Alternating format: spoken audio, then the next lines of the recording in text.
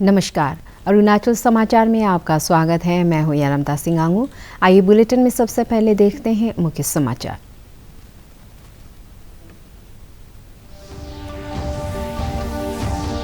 केंद्रीय मंत्रिमंडल ने लक्षित सार्वजनिक वितरण प्रणाली के माध्यम से पोषण युक्त चावल के वितरण और अटल इनोवेशन मिशन को मार्च 2023 तक जारी रखने को दी मंजूरी।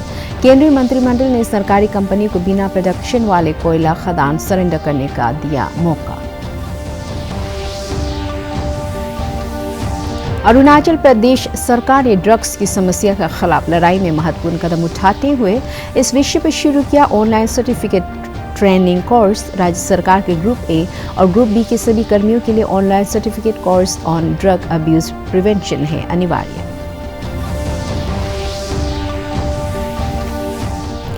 उप मुख्यमंत्री चाउना मैन, जल आपूर्ति मंत्री वांकी लोवांग, नागरिक आपूर्ति मंत्री कामलुंग मोसांग और ग्रामीण कार्य विभाग मंत्री होंचुंग आमदाम ने राजभवन में राज्यपाल डॉ. बी.डी. मिश्रा से की मुलाकात। मियाओ विजयनगर रोड और प्रदेश की अन्य विकास परियोजनाओं पर हुई चर्चा।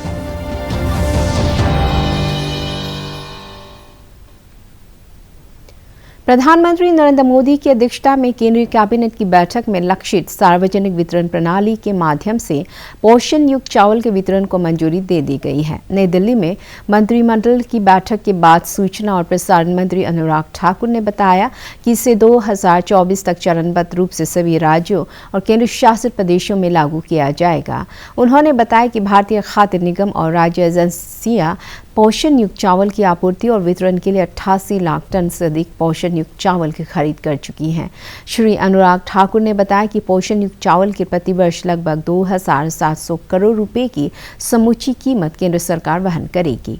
केंद्रीय मंत्रिमंडल ने सरकारी कंपनियों को ऐसे कोयला खदान सरेंडर करने का एक मौका दिया है जिनमें अभी तक प्रोडक्शन शुरू नहीं हो पाया है।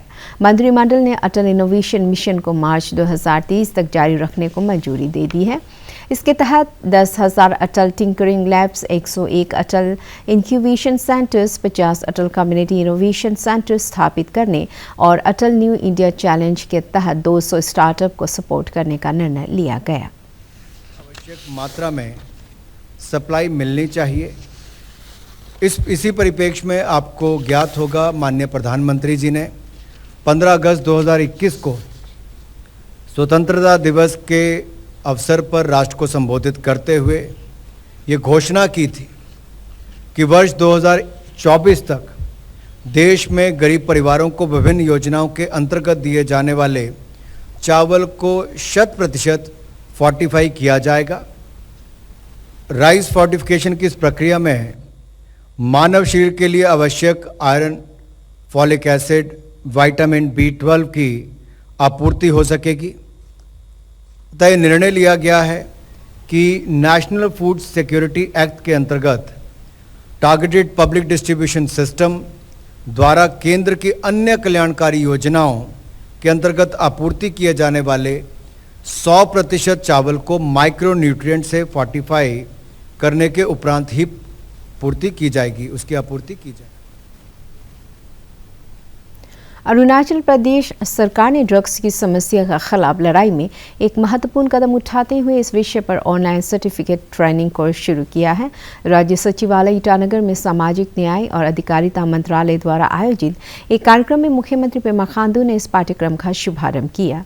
इस अवसर पर राज्य के सामाजिक न्याय और अधिकारिता मंत्री आलो लुबांग, मुख्य सचिव नरेश कुमार सहित कई वरिष्ठ अधिकारी मौजूद थे। राज्य सरकार के ग्रुप ए और ग्रुप बी के सभी कर्मियों को अनिवार्य रूप से online certificate course on drug abuse prevention को पूरा करना होगा। इसका उद्देश्य प्रदेश के ग्रुप ए और ग्रुप बी के अधिकारियों को समाज में बदलाव के लिए, नशे की लत से बचने और प्रबंधन के लिए तैयार करना है। अपने संबोधन में मुख्यमंत्री ने कहा है कि हम हमेशा नशे की लत से किसी के जीवन को बर्बाद होने के बारे में सुनते हैं, लेकिन उनके परिवार को समाज में आइसोलेट करने और अन्य आर्थिक समस्याओं की जानकारी बाहर नहीं आ पाती। श्री खांडू ने कहा कि राज्य सरकार अकेले समाज में तेजी से फैल रहे नशे की लत से नहीं निपट सकती और इसे ध्यान में रखते हुए समाज के सभी वर्गों के सहयोग से इस समस्या के समाधान के लिए Arunachal Pradesh psychoactive substances policy 2021 के तहत ऑनलाइन कोर्स शुरू किया गया है।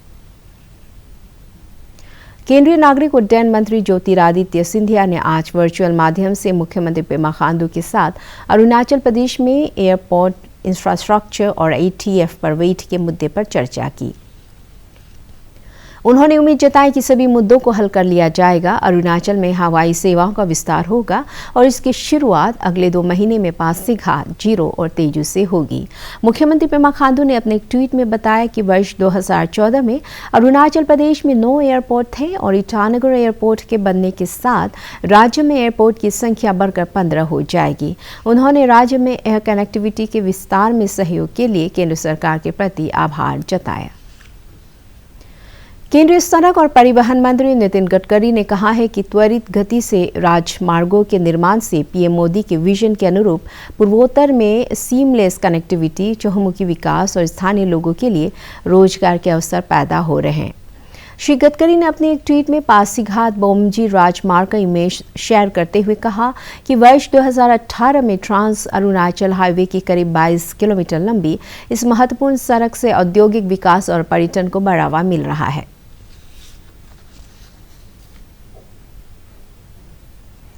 उप मुख्यमंत्री चाउना मैन ने आज राजभवन में राज्यपाल डॉक्टर बी डी मिश्रा से मुलाकात की। बैठक के दौरान म्यांमार सीमा से लगे रणनीतिक दृष्टिकोण से महत्वपूर्ण मियाओ विजयनगर सड़क और प्रदेश की अन्य विकास परियोजनाओं पर चर्चा हुई। राज्यपाल ने उप मुख्यमंत्री और मंत्रिमंडल के सहयोगियों की सफल विजयनगर यात्रा की प्रशंसा करते हुए कहा कि मियाओ विजयनगर सड़क के पूरा होने पर नामदफा राष्ट्रीय पार्क के वन्य जीवों और वनस्पतियों के संरक्षण के साथ ही स्थानीय लोगों के विकास में सहायता मिलेगी। अरुणाचल प्रदेश के शिक्षा मंत्री तबा तेदिर ने कहा है कि राज्य में तेजी से हो रहे उच्च शिक्षा के विस्तार से अब युवाओं के लिए प्रतिस्पर्धा बढ़ गई है।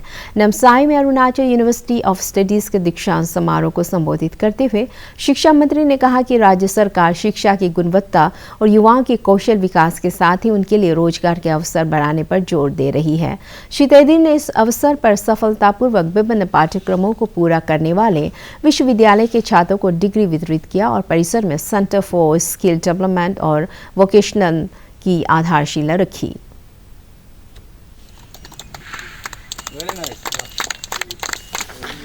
In the august presence of Deputy Commissioner. MPL आने वाले समय में कोई एमपीएल और डिग्री नहीं मिलेगा। आई थिंक ये पेज जो आज एमपीएल 4 मिल रहा है, आई थिंक आपकी लास्ट डिग्री होगा, क्योंकि न्यू एजुकेशन पॉलिसी में एमपीएल का और कोर्स नहीं है। हमारे 2021-22 को हमारे पेमा खांडू सरकार ने कहा ईयर ऑफ एजुकेशन डिक्लेयर किया है। ये ईयर ऑफ एजुकेशन डिक्लेयर किया कि इसमें हमने 5 मुद्दों पर यह किया है, क्योंकि एजुकेशन में हम आगे ले जाना है। तो एक तो है हमारे student, teachers, parents, SMC plus government, ये हम 5 अंगों को साथ में लेकर एजुकेशन को आगे ले जाना है। इस एजुकेशन को इम्पोर्टेंस देने के लिए हमने शिक्षा विभाग ने शुरुआत किया कि मिशन शिक्षा के मोड में इतना स्कूल खोल दिया गया कि हमारे जो क्वालिटी ऑफ एजुकेशन है, क्वालिटी ऑफ एजुकेशन इतना गिर गया। आप सबके सामने मैं बताना चाहूँगा कि हमने इस साल 400 स्कूल को बंद किया है। भारतीय जनता पार्टी के 42वें स्थापना दिवस कार्यक्रमों के तहत बाज यूमो की अरुणाचल इकाई ने आरके मिशन अस्पताल ईटानगर में रक्तदान शिविर लगाया और अस्पताल के रोगियों को फल वितरित किया। इस अवसर पर प्रदेश भाजपा अध्यक्ष वीराम वाघे और उपाध्यक्ष तारक उपस्थित थे। प्रदेश भाजपा की एसटी और माइनॉरिटी मोर्चा द्वारा ईटानगर के सिद्धार्थ विहार गोम्पा में स्वच्छता अभियान चलाया गया। इसमें बड़ी संख्या में पार्टी कार्यकर्ताओं ने हिस्सा लिया।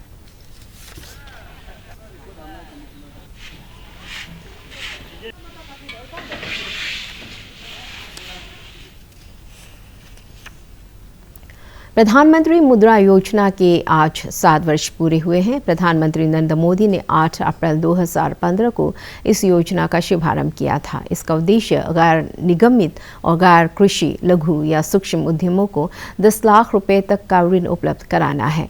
योजना की शुरुआत से अब तक 18,60,000 करोड़ रुपए के 34 करोड़ 42 लाख से अधिक ऋण स्वीकृत किए जा चुके हैं। इनमें से 68% ऋण महिला उद्यमियों को दिए गए हैं।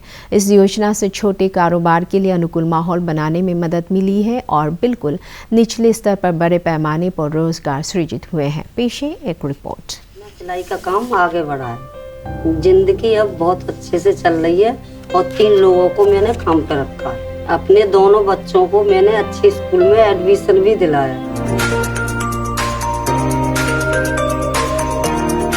सिर्फ काबिलियत के ऊपर धंधा नहीं चलता, मुझे अपनी फैक्ट्री लगानी थी, उसके लिए मुझे लोन की जरूरत थी। तब मुझे मिला मुद्रा लोन, जिसमें ब्याज भी कम है और फायदे अनेक हैं। अब मेरा काम बहुत तेजी से बढ़ रहा है, बड़ी बड़ी कंपनियों से कांटेक्ट हो रहा है और मेरे साथी लोग सभी मेरे को बिजनेसमैन कहने लगे हैं। मैं बहुत खुश हूँ। पहले मैं घर पे नाश्ता बनाकर अड़ोस पड़ोस। राजधानी ईटानगर पुलिस ने राज्य पुलिस महानिदेशालय में डीजीपी सेल में स्टेशन ऑफिसर के पद पर तैनात IRBN के सब इंस्पेक्टर शिबू जॉर्ज की हत्या के मामले का खुलासा करते हुए इसमें शामिल सभी अभियुक्तों को गिरफ्तार कर लिया है। ईटानगर में संवाददाताओं को संबोधित करते हुए पुलिस अधीक्षक जिमी चिराम ने कहा कि पुलिस जांच में 3 लोगों का नाम सामने आया है और पुलिस सभी अभियुक्तों की गिरफ्तारी कर उनसे पूछताछ कर रही है। The case details are such. On 1st of April 2022, around 6:30 a.m. in the morning, we got the information that the said Sri Shibu George was found lying dead in his quarter in SRPL colony with blood all over the room. Accordingly, our team reached there and finally a case was registered under murder sections. तो जो भी details हमने collect किया उससे हमें पता चला कि एक सद्दाम हुसैन नाम का आदमी जो कि इनसे रेगुलरली मिलते थे डिजीज से, तो वो हमारा प्राइम सस्पेक्ट सबसे पहले बना। तो उसके मूवमेंट को हमने ट्रेस किया और on the same day 1st of April हमारी टीम जो है वो लखीमपुर को रवाना हुई, क्योंकि लखीमपुर में हमें अंदेशा था कि वो मिल सकता है। तो लखीमपुर में जाने के बाद almost 3 to 4 hours man Hunt के बाद बहुत हमें सपोर्ट असम पुलिस से भी मिला एंड इसके थ्रू हमें फर्स्ट सक्सेस मिला, जिसमें पापुमपारे जिले के गवर्नमेंट कॉलेज दैमुख के वार्षिकोत्सव का उद्घाटन विधायक तानाहाली तारा और केंतो रुना ने किया। उन्होंने कॉलेज में उपलब्ध सुविधाओं का जायजा लिया। श्री तारा ने कहा कि राज्य सरकार शिक्षा को प्राथमिकता दे रही है और इसी के तहत शिक्षा क्षेत्र में तेजी से आधारभूत सुविधाओं का विकास किया जा रहा है। उन्होंने छात्रों से शिक्षा पर ध्यान देने का आह्वान किया।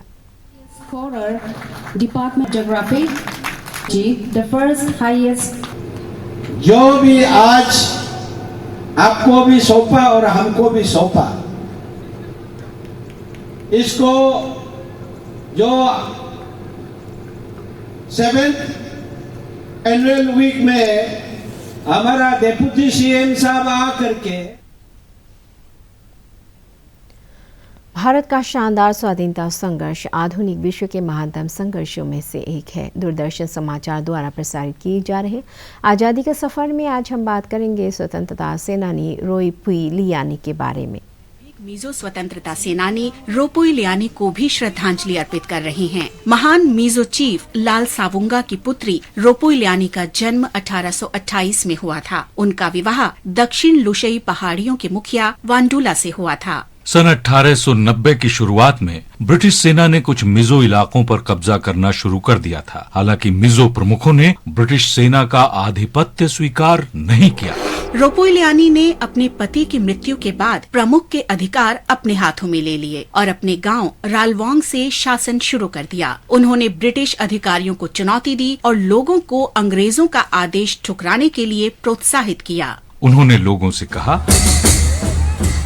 आप सबने अंग्रेजों के सामने घुटने टेक दिए हैं, लेकिन मैं लाल सावुंगा की पुत्री यहाँ डटी हूँ। हम कभी भी विदेशी शासकों के समक्ष समर्पण नहीं करेंगे। रोपुई लियानी अंग्रेजों के विरुद्ध मिजो विद्रोह का शक्तिपुंज और मिजो लोगों को एकजुट करने का प्रतीक बन गई। उनके प्रतिरोध से क्रोधित अंग्रेजों ने उन्हें पकड़ने के लिए कई अभियान चलाए। एक मुकाबले में लेफ्टिनेंट स्टुअर्ट 2 अन्य ब्रिटिश सिपाहियों के साथ मारा गया। रोपो इलियानी और उनके पुत्र लाल थुआमा पर अन्य प्रमुखों को भड़काने और उकसाने का आरोप लगाया गया। बाद में ब्रिटिश सैनिक रोपो इलियानी को गिरफ्तार करने में सफल हो गए। गिरफ्तारी के बाद भी अंग्रेजों को भय था कि एक बंदी के रूप में रोपो इलियानी को देखकर स्थानीय लोगों में तनाव और आक्रोश बढ़े। नाबार्ड के अरुणाचल रीजन के महाप्रबंधक पार्थ साहा ने गुरुवार को नामसाई के तेंगापानी में रूरल मार्ट का उद्घाटन किया। नाबार्ड की सहायता से स्थापित इस रूरल मार्ट में स्थानीय किसानों के उत्पादों का विपणन किया जाएगा। Namsai organic spices and Arunachal products producer company limited नोसाप इस रूरल मार्ट का संचालन करेगी और स्थानीय किसानों के जैविक कृषि उत्पादों के विपणन में उन्हें सहायता प्रदान करेगी। लोअर दिबांग वैली जिले के रोइंग में मानसून से निपटने की तैयारियों के तहत नालों की सफाई की जा रही है। जिला उपायुक्त की निगरानी में रोइंग नगरीय क्षेत्र में WRD sub division office, helipad क्षेत्र, बिजली विभाग के कार्यालय से लेकर चेता नाला तक जल निकासी व्यवस्था को दुरुस्त किया गया। अपर सियांग जिले के दामरो गांव में गुरुवार को मिथुनों के लिए टीकाकरण कार्यक्रम आयोजित किया। नागालैंड के सहयोग से फुट एंड माउथ डिजीज सहित कई बीमारियों से मिथुन की रक्षा के लिए टीकाकरण के साथ ही वैज्ञानिकों ने किसानों को जरूरी परामर्श दिया। ट्राइबल सब प्लान प्रोग्राम के तहत आयोजित इस कार्यक्रम में मारियांग गेकू से विधायक कांगोंग ताकू ने किसानों से उन्नत तकनीकों का उपयोग कर पशुपालन से आय को बढ़ाने की अपील की। Doordarshan free dish television distribution industry में लगातार नई ऊंचाइयों को छू रहा है। आज 4 करोड़ से भी अधिक परिवारों तक डीडी फ्री डिश की पहुंच है, जिसके कारण ये सबसे बड़ा DTH प्लेटफॉर्म बन चुका है। मीडिया के दिग्गज भी अब आम लोगों से डीडी फ्री डिश की सेवाएं लेने की अपील कर रहे हैं। Krishna Menon CEO the Q बता रहे हैं डीडी फ्री डिश की खासियत। जो हम कंटेंट बनाते हैं वो कंटेंट हम उन लोगों तक पहुंचा सकते हैं जो लोग एक्चुअली यो कंटेंट बना के खुद अपने आप को उसका मतलब डिस्प्ले देख सकते हैं। और हम चाहते हैं कि हमारी जो कंटेंट है जो बहुत ही डिफरेंशिएटेड है वो घर घर तक पहुंचे। और डीडी फ्री डिश ऐसा प्लेटफॉर्म है जो हमको वो मौका देता है कि हम वहां तक पहुंच पाए। सो ये मायने रखता है हमारे लिए डीडी फ्री डिश। अरुणाचल समाचार के आज के अंक में इतना ही। जाने से पहले आप सभी से अनुरोध है कि कोविड-19 के दिशा निर्देशों का पालन करें। हमेशा मास्क लगाएं, बार बार हाथ धोएं और सोशल डिस्टेंसिंग के नियमों को मानें। कोरोना महामारी से बचाव के लिए आपका वैक्सीन लगवाना भी जरूरी है। अगर आप वैक्सीन लगवाने की पात्र है तो जरूर लगवाएं। हम कल फिर हाजिर होंगे अरुणाचल और देश दुनिया की खबरों के साथ। चलते चलते आपको बता दें कि आप अरुणाचल समाचार हमारे YouTube channel DD news Arunachal पर भी देख सकते हैं। देखते रहिए अरुण प्रभा। नमस्कार।